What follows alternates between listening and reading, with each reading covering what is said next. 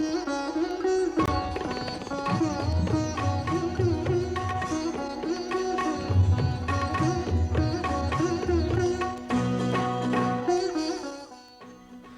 خانے میں میں آپ کا خیر مقدم کرتا ہوں۔ اس پروگرام میں ہم اکثر ان کتابوں کی باتیں کیا کرتے ہیں جو پچھلی صدی میں مردوں، عورتوں، نوجوانوں اور بچوں کے لیے لکھی جاتی تھیں۔ ان میں قصے، کہانیاں، نصیحتیں، دنیا زمانے کی معلومات، سبھی کچھ ہوتا تھا۔ اس ہفتے یہاں لندن کی انڈیا آفس لائبریری میں اپنے بر صغیر کی پرانی کتابیں دیکھتے دیکھتے ہم اس الماری تک جا پہنچے جہاں 100 سال پرانی کوئی 150 ایسی کتابیں رکھی ہیں جو فوج والوں کے لیے لکھی گئی تھیں۔ لشکر کے اصول، فوج کے ضابطے، فوجی قوانین، چاند ماری، قواعد، سواروں کے لیے ہدایات، پیدل فوج، بندوقچیوں اور توپچیوں کے لیے مشورے، یہ سب ان کتابوں کے موضوع تھے۔ یہ اس دور کی بات ہے جب انگریزوں نے ہندوستان میں دور دور تک اپنی چھاؤنیاں قائم کر لی تھیں، بڑی فوج تیار کر لی تھی اور فوج کے ڈسپلن پر پورا زور دیا جا رہا تھا۔ اردو چونکہ ہر خاص و عام کی زبان تھی، اس لیے سپاہیوں کے لیے تمام کتابیں اردو ہی میں لکھی گئیں۔ ان کے افسر انگریز تھے مگر سپاہیوں کے ساتھ رہتے رہتے خوب اچھی اردو سیکھ گئے تھے، اس لیے ان میں سے بہت سی کتابیں خود انگریز افسروں کی لکھی ہوئی ہیں۔ بعض کتابیں ہندی، گجراتی اور گرمکھی رسم الخط میں بھی ہیں مگر بہت کم۔ آئیے ان کتابوں پر ایک سرسری نگاہ ڈالیں۔ یہ ہے قواعد لشکری، کیپٹن ٹامس جینکنس نے لکھی تھی اور 1843 میں مدراس میں چھپی تھی۔ اسی طرح قواعد سواراں ہے، اسے محمد بہادر علی نے انگریزی سے ترجمہ کیا تھا۔ ایک اور کتاب ہے چاند ماری کی کنجی اور اس کے مصنف ہیں محمد روشن۔ چاند ماری کے موضوع پر فیلڈ ایکسرسائز کے عنوان سے بہت سی کتابیں ہیں۔ گوپال سنگھ کی ترجمہ کی ہوئی ایک کتاب ہے دستور العمل نوکری سپاہی، یعنی فوج میں بھرتی ہونے کے بعد سپاہی پر کون کون سے فرض عائد ہوتے ہیں۔ آؤٹ پوسٹ ڈیوٹی کے عنوان سے بہت سی کتابیں لکھی گئی تھیں۔ اسی طرح ایک کتاب ہے اسٹینڈنگ آرڈرز اور اس کے مصنف کیپٹن احمد عبداللہ ہیں جو حیدرآباد لانسلز میں افسر تھے۔ یہ ان کی کتاب 1869 میں بنگلور میں چھپی تھی۔ یہ کیپٹن احمد عبداللہ کون تھے، کیا تھے، یہ سب اب کسے یاد رہا ہوگا۔ ان پرانی کتابوں کو دیکھتے ہوئے بار بار یہی احساس ہوتا ہے کہ ان میں ہزاروں ایسی کتابیں نظر آتی ہیں اور سینکڑوں ایسے نام پڑھنے میں آتے ہیں جنہیں اب شاید ہی کوئی جانتا ہو۔ وہ بڑا مشکل دور تھا، ہندوستان پسماندہ تھا، کتابیں لکھنا اور اس کے بعد چھاپنا اور ملک بھر میں فروخت کرنا بہت دشوار تھا۔ مگر اس زمانے میں بھی کیسے کیسے لوگ تھے جو کسی صلے اور کسی معاوضے کی تمنا کیے بغیر اپنا کام کیے جاتے تھے۔ لوگ نہ معلوم کیسی کیسی تکلیفیں اٹھا کر کتابیں لکھتے تھے اور چھاپتے تھے۔ آج بھی ہمارے سامنے ایک ایسا ہی مصنف اور ایک ایسی ہی کتاب ہے اور اس کتاب کا تعلق بھی فوج سے ہے۔ قدیم لدھیانے میں کوئی صاحب تھے منشی کنہیا لال الکھ دھاری، وہیں ان کا ایک چھاپا خانہ بھی تھا، وہیں وہ کتابیں لکھا کرتے تھے اور چھاپا کرتے تھے۔ 60-61 سال کی عمر تک ان کی 12 کتابیں چھپ چکی تھیں۔ یہ سن 1870 کی بات ہے۔ آج تقریباً 106 سال بعد نہ کسی کو منشی کنہیا لال کا نام یاد ہے، نہ ان کی کسی کتاب کا کہیں تذکرہ ہے۔ ایک صدی کی دبیز چادر نے ایسے بہت سے ناموں کو تاریک گوشوں میں چھپا دیا ہے۔ آئیے ہر ہفتے کی طرح آج بھی ہم اس چادر کو اٹھاتے ہیں۔ منشی کنہیا لال نے اپنی اس کتاب کا نام دھارنا تیاگی رکھا تھا۔ ان کا ہیرو نیپولین بوناپارٹ تھا۔ نیپولین کے 78 فوجی اصولوں کو انہوں نے اپنی اس کتاب کا موضوع بنایا اور یہ کتاب ہندوستانی ریاستوں کے رئیسوں اور راجاؤں کے لیے لکھی تاکہ وہ اپنی فوجوں کو جدید طرز پر منظم کریں اور جنگ اور دفاع کے متعلق باپ دادا کے قدیم اصول چھوڑ کر نئے دور کا آئین اختیار کریں۔ انہوں نے لکھا کہ ہندوستانی حکمراں اپنی سلطنت کے آئین میں باپ دادا کی تقلید کرتے رہتے ہیں، اس کے برعکس انگریز ہر روز موقع کی مناسبت سے اپنے اصولوں کو بدلتے رہتے ہیں کیونکہ تاریخ پر ان کی نظر رہتی ہے اور وہ ہر ملک کے عاقلوں کے خیالات سے واقف ہوتے ہیں۔ دوسری جانب ہندوستانی راجے آن بان اور ظاہری شان کے پیچھے دیوانے ہیں۔ میں چاہتا ہوں کہ انہیں جملہ آئین سلطنت کا شعور ہو۔ اسی خواہش سے یہ کتاب دھارنا تیاگی لکھی ہے۔ یا خدا تو میری خواہش پوری کر۔ کتاب کے آخر میں ہندوستان کے تقریباً 50 رئیسوں اور راجاؤں کی فہرست ہے جنہیں اس کتاب کے نسخے بھیجے گئے۔ کہتے ہیں کہ ہند کے راجوں اور نوابوں کے کتب خانے میں دیکھنا چاہیے کہ فن جنگ پر کوئی کتاب 1000 برس کے اندر کبھی کسی نے لکھی۔ البتہ سکندر نامہ، شاہ نامہ، مہا بھارت اور رامائن اس قسم کی کتابیں ہیں جن میں غالب کو اس کے خوشامدیوں نے آسمان پر پہنچا دیا اور مغلوب کو زمین میں گاڑ دیا۔ کوئی کتاب ایسی نہیں جس سے جنگ کی ترکیب اور فوج کی ترتیب کی جاوے۔ بس یہ لوگ ان لشکروں کا مقابلہ کیسے کریں گے جن کا ادنا سپاہی بھی ان کے اعلیٰ افسر سے زیادہ عالم اور فاضل ہے۔ اسی خیال کے پیش نظر ہندوستانی حکمرانوں کے لیے کنہیا لال نے کتاب لکھی۔ البتہ یہ بھی لکھا کہ یہ محض پہل ہے، ایسی بہت سی کتابیں لکھی جانی چاہیے، صرف یہ ایک کتاب کسی کو لائق جرنیل نہیں بنا سکتی۔ لکھتے ہیں، خوش طبعی نہیں ہے، سچ کہتا ہوں کہ ہلدی کی گرہ پانے سے چوہا پنساری نہیں ہو جاتا۔ اسی طرح نیپولین کے اس ہدایت نامے کو پڑھ کر غیر تربیت یافتہ شخص جنرل نہیں ہو سکتا۔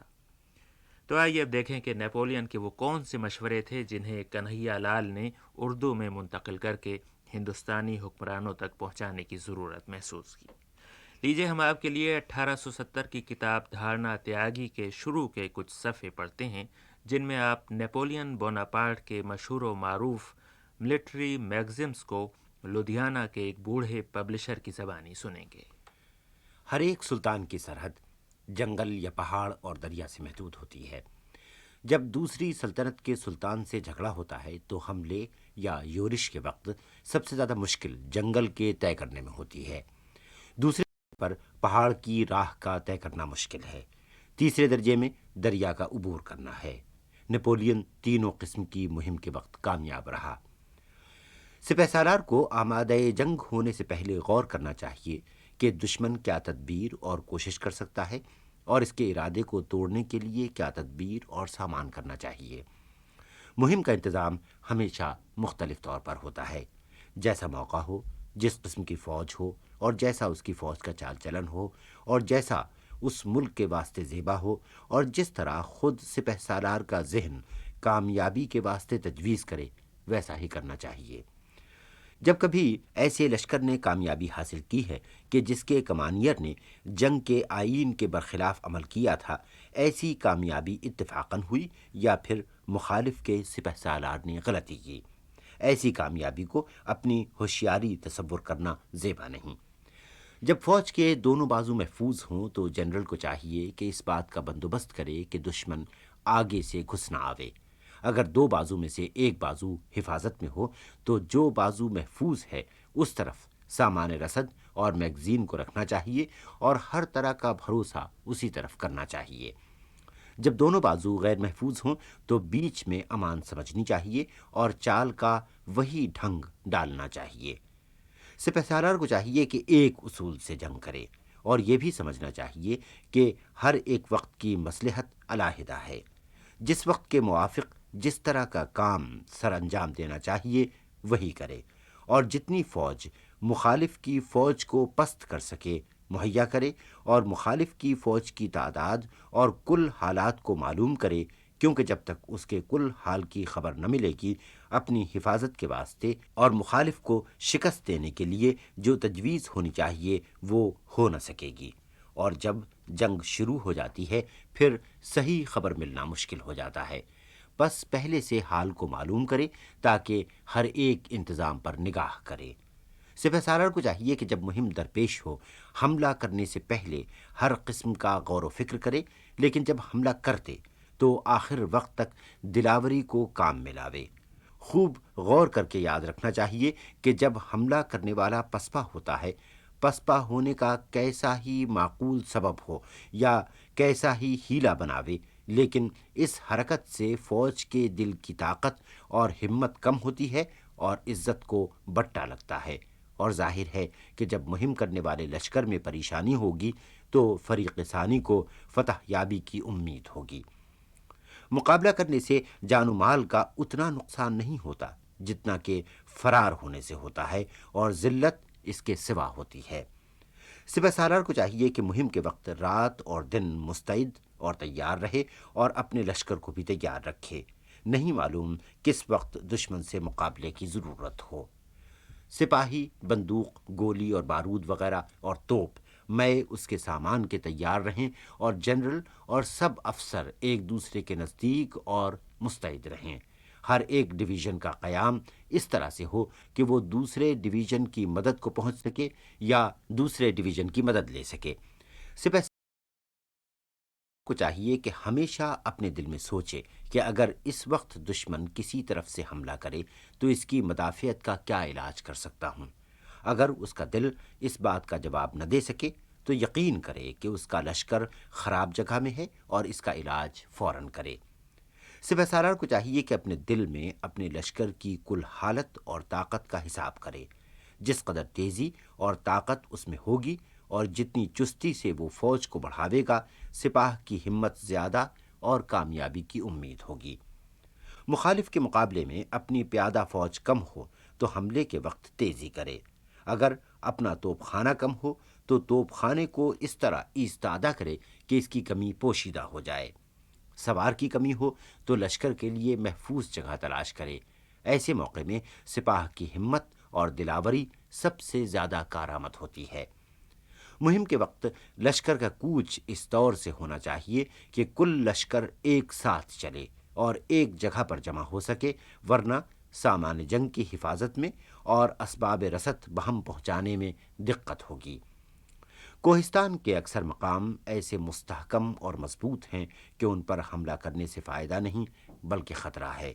اس حالت میں چاہیے کہ دشمن کے لشکر کے یمین یعنی دائیں طرف اور یسار یعنی بائیں طرف اور پشت میں کیمپ ڈالے اور دشمن کے واسطے ایسی جگہ چھوڑے کہ وہ پسپا ہو کر اپنی جگہ کو چھوڑ دے یا پہاڑ سے نکل کے مقابلے کو نیچے آوے۔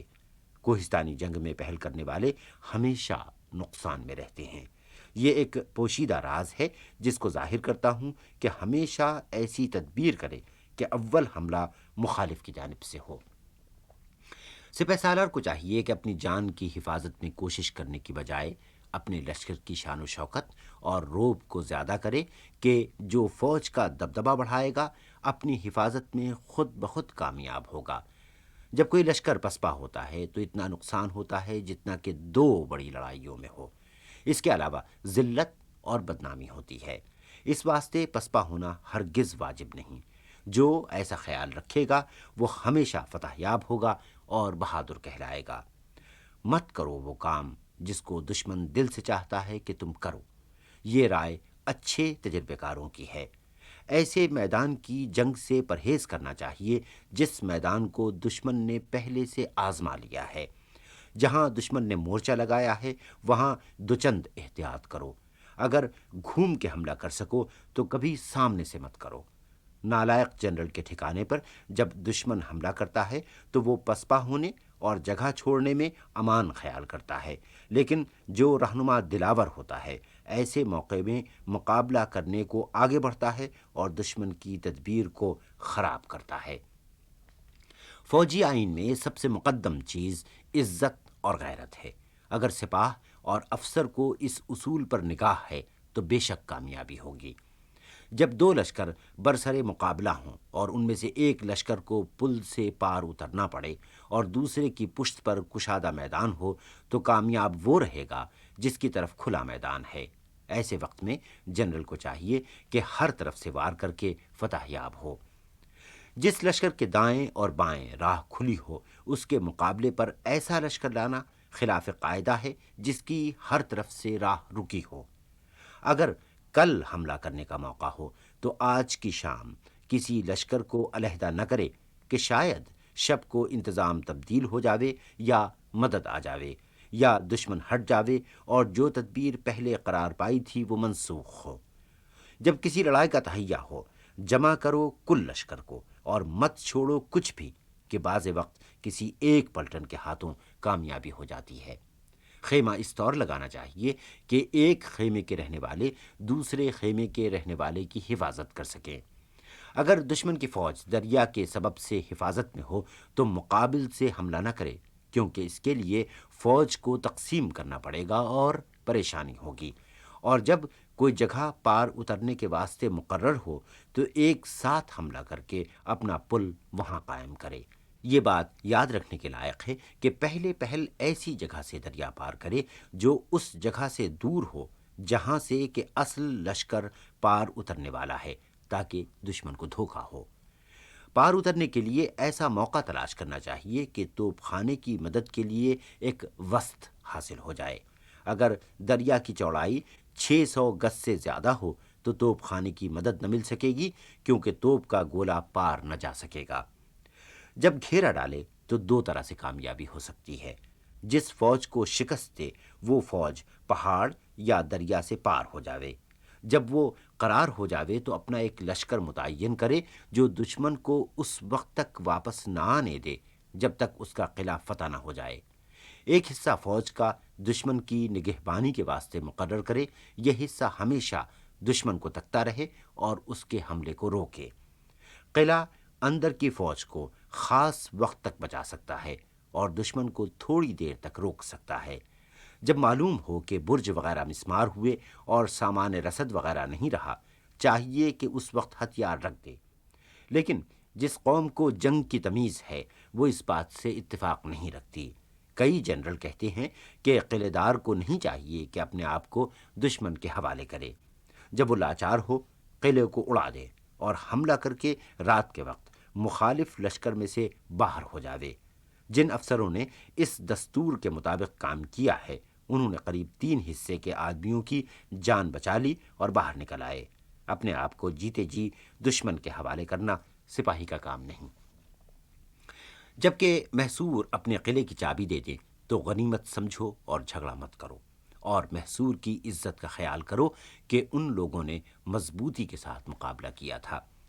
سوار فوج 2 کام کرتی ہے، دشمن کی فوج کو پریشان کرتی ہے اور اسے ایک جگہ جمع ہونے سے روکتی ہے۔ سواروں کی بندوق زیادہ کارآمد نہیں ہوتی، ان کا بھروسہ صرف تلوار پر رہتا ہے۔ ان کی کمک کے واسطے اسپی توپ خانہ رہنا واجب ہے کہ سوار کبھی توپ خانے کے بغیر نہ رہے، خواہ وہ حملہ کرنے کا وقت ہو یا کسی جگہ قیام ہو۔ یہ تھے منشی کنہیا لال کی 106 سال پرانی اردو کتاب دھارنا تیاگی سے چند اقتباس، اور اس وقت کی بات جب توپ کا گولہ صرف 600 گز کے فاصلے تک جاتا تھا۔ اگلے ہفتے بھی ہم ایک ایسی ہی کتاب کی باتیں کریں گے جو اس وقت کی ریاستوں اور جاگیروں کے نوابوں، راجوں اور رئیسوں کے لیے لکھی گئی تھی۔ ضرور سنیے گا۔ آج شریک مطالعہ تھے راشد اشرف۔